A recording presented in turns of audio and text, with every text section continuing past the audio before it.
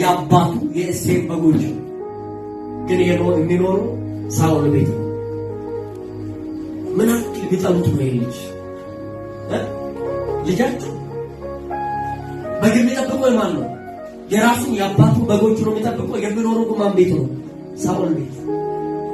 ሄዳችሁ አጥሩ ሳኦል ቤት ነው ብሎ አባቱ ሙሉ በሙሉ ከልባቸው አውጥቶታል። ለማኑ የሆነ ሰዎች ከልባቸው ሊያስወጡ ይችላሉ። የልብ ሰው ብሎ የሚጠራ ኢየሱስ ግን ይመጣል። አሁን ወላጆቹ ከልባቸው ልጃቸው ምን ብሏል?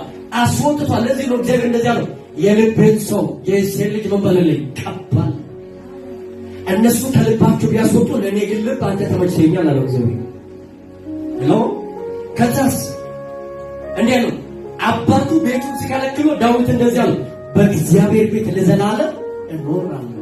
ዛሬ በኢየሱስ ክርስቶስ ስም የማይዘጋባችሁ በሮች ይከፈታሉ። ሲሶስ ጊዜ እንለዋለን በእግዚአብሔር ቤት ለዘላለም እኖራለሁ ባለው መነዋቀዮ ከሰ በደመናጀራቸው ዘሪፋተው አሜን አሜን አሜን አሜን አሜን። ኢየሱስ ጌታ ነው። ከማይነጥህ ጋር ከዚህ በኋላ በኢየሱስ ክርስቶስ አትተሻሽም። እልፍ ማለት ይሆንላችሁ። የመጨረሻ እንላለን በእረኛ ኢየሱስ አሪፍ ያለው ብለው አሜን። በጌታ ምትሏላችሁ ታርፋላችሁ። ሲያሪፍ ያለው ብለው በ24 ሰዓት ውስጥ የእረፍት መንፈስ ያገኛችሁ፣ የልምላሜ መንፈስ ያገኛችሁ።